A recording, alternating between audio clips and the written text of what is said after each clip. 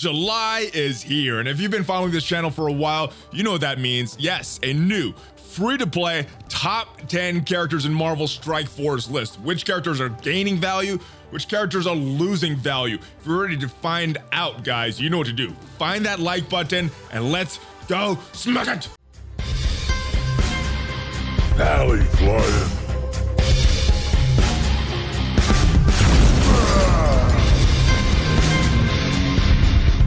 Yo, what is up, Valley Maniacs? ValleyFlyin here. I am back. Welcome to the channel. It is a new month, and on this channel, you know what that means. It is time for a new top 10 free-to-play characters in Marvel Strike Force. Yes, characters are moving up, moving down the list. Is your favorite character making the list this month? Before we get into this, couple things I want to mention. First, I want to give a big shout out to you guys. All of you guys that watched this video, gave this a thumbs up, the video for June, usually one of the more popular videos on the channel. So thank you guys. Also want to just give a shout out to the sponsor of this video, Worldwide Nutrition. I know a lot of you guys out there work out just like me. I've tried their pre-workout, some pretty good stuff. They got a lot of other stuff on their website as well, so check that out. And 25% off if you use the code ValleyFlyin25. Let's talk about these top characters in Marvel Strike Force. So first thing, guys, this is not the order that I think you should farm these characters in. I did a different video as far as a farming guide and the order I think you should farm characters in. So if you're interested in that, make sure you check out that video. But this video is about which characters I think are the best in the game based on a couple different things. Based on their kit, so how good is their kit as far as standalone value in their team, plus usage. And this makes this list highly subjective. It's going to be different than your top 10 characters if you take usage into account, because everybody uses these characters in a different way and prioritizes different game modes. But another thing, every single character you pretty much can get in this game without spending any money. So where I drew the line as far as what defines a free-to-play character, if they're available in a store, if they're available in a node, or if they're a milestone character, Wolverine, Hulk are eligible, but they haven't been on this list for a while. But who is not eligible for this list? Boom, all of these characters. Some of the best characters in the game, guys. We got our legendary characters, we got our milestone characters, we got Minerva, we got Ultra, and we got some of our newer characters here. None of them eligible for this list, despite how good they are. So let's clear this off, because we had some characters that recently became eligible. Boom, within the past month. Mr. Sinister became farmable, available in the War Store right now. Is he good enough to make the list this month? Also, Toad just got added a couple days ago to the Blitz Store. How good is he? Is he gonna qualify for the list this month? Let's clear this off, and boom, let's start the list. Number 10. Now, moving down one spot from last month is our boy Falcon, down to the number 10 spot. And if you just base this list solely on these characters' kits, probably should be a lot higher on this list. But over the past few months, the usage of Falcon has really been falling off for me. Not really using that power armor team a lot. And his standalone value, not really using him too much as far as standalone. Used to use him in Arena, used to use him in Ultimate 7, but pretty much nowadays, Falcon is just a blitz character and a war offense character. So even though his kit is very good, usage for me has fallen down a bit. But let's go take a look at his kit and see what makes him so good. So when we take a look at Falcon, the thing that comes to my mind is that speed bar manipulation from his special right here, Red Wing. Filling the speed bar for self and all allies by 30%, so that is pretty big, plus 10% for each enemy with a positive effect, which means that in certain situations, you can have over 100% speed bar and for your entire team, which is huge. That's what makes him so good, in my opinion. That's what gives him some role, what gives him a role outside of this power armor team and making him very, very versatile. Plus, he has some pretty good damage as well and gives bonuses to that power armor team with his passive. So very, very good character. And if you want to farm Falcon to build up your power armor team or to use him on another team, you can find Falcon on Nexus 7-3. Number 9. All right, and coming in at number 9 this month, moving down one spot as well, is our boy Pyro. Very important part of that Brotherhood 2.0 team. And as far as usage, pretty much using him the same way I'm using Falcon right now. Blitz and War Offense, that Brotherhood 2.0 team, very, very fun, especially since I got that extra star on Toad. That team is able to punch up even more against that Shield Coulson Fury War defense team. But the reason I gave him that slight nod over Falcon this month, I think he just has a little bit more of a fun factor over Falcon. I like applying those bleeds. And speaking of bleeds, let's go take a look at his kit. And bleeds are exactly what I think of when I think of Pyro, because he's got them on every single one of his moves. He's got it on his basic. He's got it on his special, which is a very important opening move for that Brotherhood 2.0 team, Brotherhood 1.0 as well. Not only does it apply bleeds, but it also clears 2 positive effects from each target. Very important piece to clear those positive effects, especially from that shield team with a bunch of buffs on them. And he has bleeds on his ultimate if Magneto is an ally. And yeah, on Brotherhood, he's going to be an ally. Some good stuff on his passive as well. More focus, more speed bar when he's attacked, and heal block once enemies drop below 50%. So very, very important part of that team. Very fun character. Now, the downside of Pyro comes in his farm location. It is the war store, one of the most difficult places to find a character.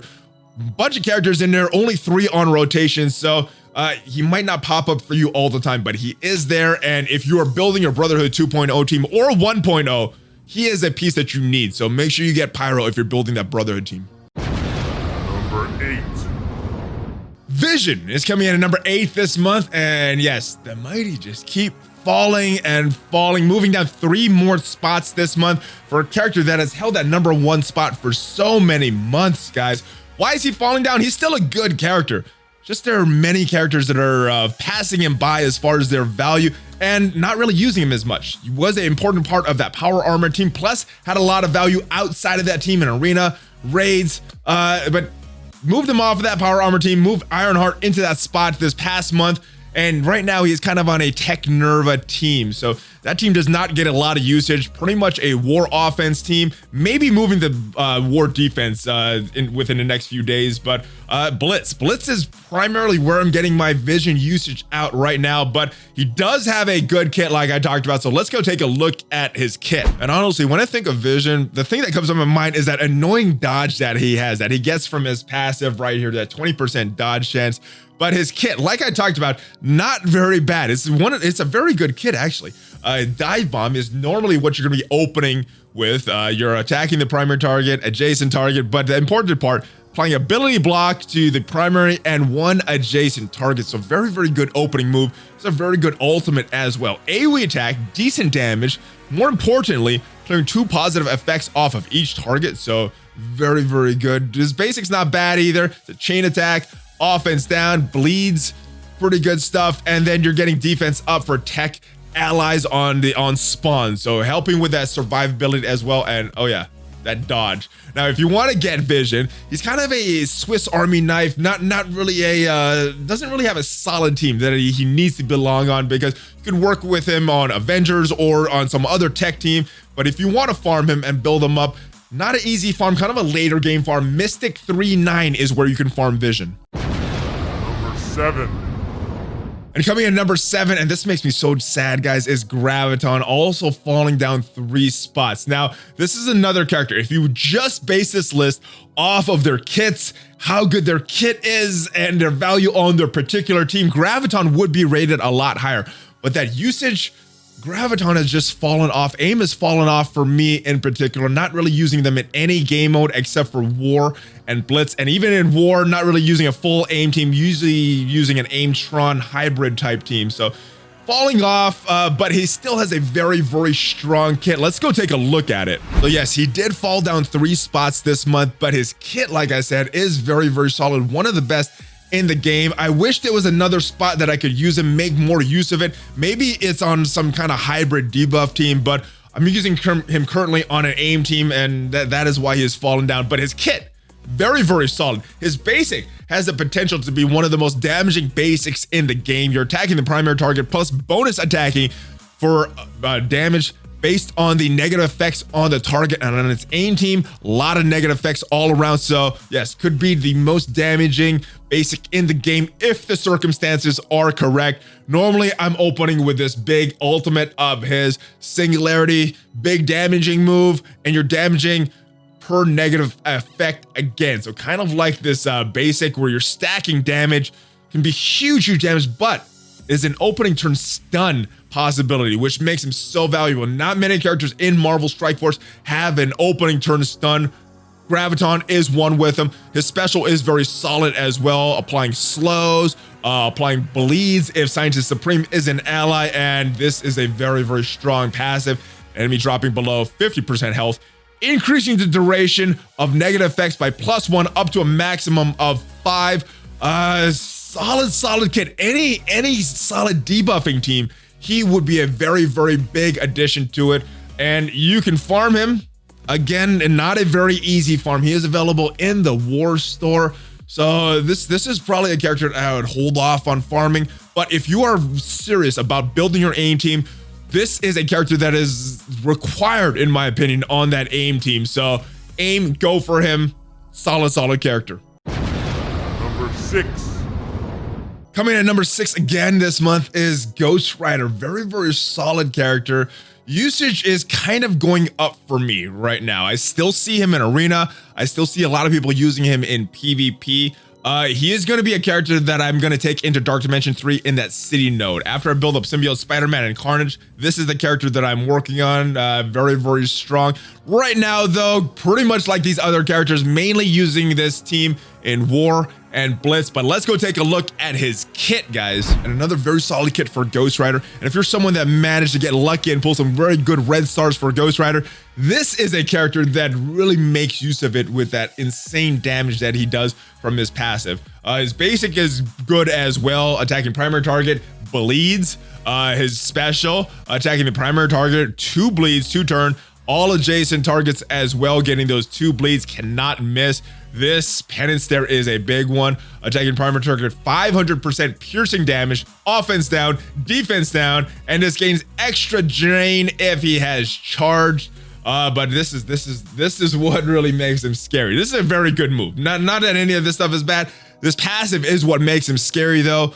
On death, granting 2 ability energy to all supernatural allies, which is why if you're on that supernatural team, not bad if Ghost Rider dies first, because Strange can just bring him right back to life because that 2 ability energy on a non-summon ally death, attacking the enemy that killed that target, 500% damage. Those are some huge numbers. He's gaining that charge, which means that he's gaining some drain on his ultimate, and he's generating 3 ability energy for himself. So yeah, it's not good if Ghost Rider is on an enemy team. Do you kill Ghost Rider first, leave one of the valuable targets? Do you kill one of those valuable targets and get that 500% damage attack from Ghost Rider, filling his ability energy? I mean, yeah, you gotta pick your poison when he is on the field, and that is why those red stars on Ghost Rider make him so valuable. Now, if you have access to farm Cosmic 3-9, that is where you can get him, and I would highly recommend building him, especially if you're building a supernatural team, and if you're considering going into Dark Dimension 3 very, very soon and already have some of these symbiote characters built up for that city lane. Ghost Rider, awesome character. Number 5. More shakeups at the number 5 spot. Scientist Supreme is here this month, and she also fell down 3 spots. She was a character that I was using all the time in Ultimate 7. Not so much in Arena, but War, Blitz. So using her in a lot of those game modes, and she just provided so much value in that Ultimate 7 team, but not on my primary Ultimate 7 team anymore. Kind of fell off last month as well, and fell off even harder this month. Really not using Scientist Supreme too much anymore, but she's a very, very good character. Still has a very, very good kit.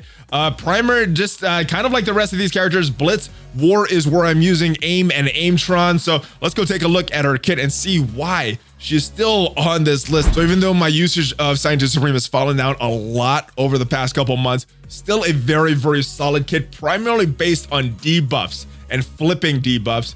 Her basic is okay. Her ultimate is normally what you're going to work with.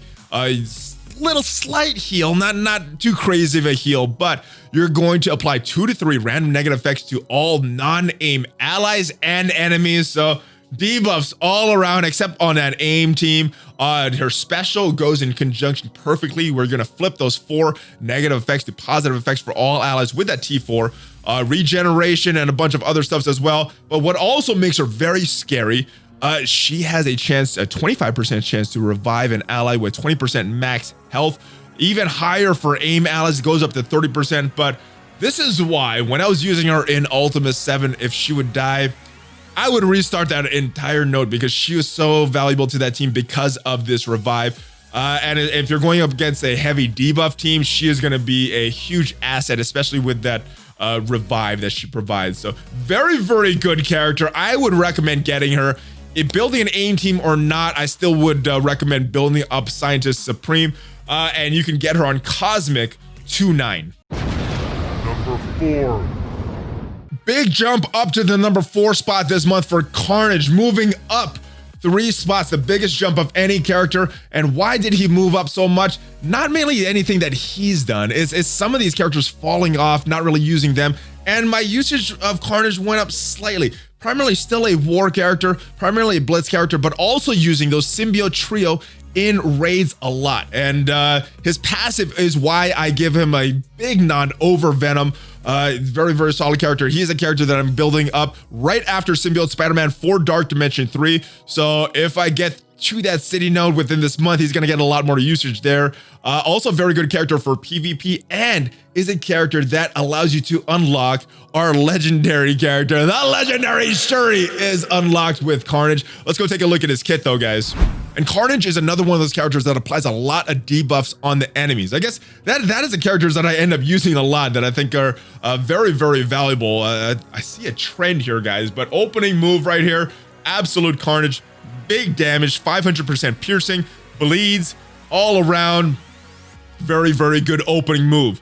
Now you got a couple of different options on that second turn. One is going to be Slaughter, his special here, attacking the primary target for some big damage, 420%, but 100% additional damage per negative effect. And unlike Graviton, he's removing the negative effects from the primary target, but you're also going to attack the adjacent targets for 250% damage. So very strong special in the right circumstances if you have a character loaded up with debuffs. His basic is very good as well. It's a chain attack that spreads negative effects from the primary targets to secondary targets. Does not spread stun, but where he gets the nod over Venom, his other symbiote partner that is farmable, is his special. When an enemy drops below 25% health, fill speed bar by 30% for self and all symbiote allies, plus heal for 10% of this character's max health. And what that extra speed allows you to do is use this symbiote team to counter some teams with a lot of revives, like that Greg on that Asgardian team, like the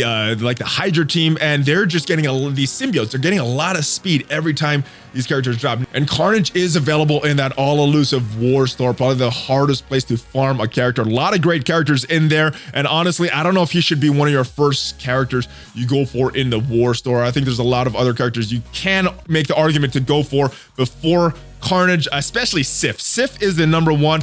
After that point though, then it is up to you if you want to go after that. But if you want to build that symbiote team, I think he's the second most important character on that entire symbiote team. So yes, you probably need to start to get some of those Carnage shards from that war store if you want to build up that team. Number 3. Coming in number 3 again is our boy Colossus, and great kit, provides value, some protection for whoever team you're on, especially with Phoenix. But if I look at usage, this is the character that's getting the most usage for me out of all of these characters, using him in every single game mode as part of that X-Men team, or just pairing him with Phoenix, using him in Blitz, obviously, War on that X-Men team, using him in the raids. He's part of that Greek raid team, and he is part of my arena team. This is he is on my team that counters the Black Order, so using him in arena every single day, and Dark Dimension 3. So every single game mode I'm using Colossus in right now, guys. Let's take a look at his kit and see why I'm using him so often. And Colossus is that protector for that X-Men team, primarily Phoenix. And if you're running Phoenix, this is going to be your best protection. So build them up if you're running Phoenix. And very, very good kit. Couple different options for the opening move. Normally I'm running this ultimate. Once in a while it's very appropriate to go with this special. Decent damage on his basic as well, but his special gives him taunt, gives him counter, gives him deflect for self and X-Men allies, deflect to all other allies, and gaining taunt for 2 turns if Phoenix is an ally, so good stuff there. Enduring protection, normally this is what I open with, but sometimes it is appropriate depending if Phoenix is alive or not to open with that special. He's going to increase the duration of positive effects by 3 up to maximum 5, gaining death proof, gaining charge, and what charge does is gives him counterattack.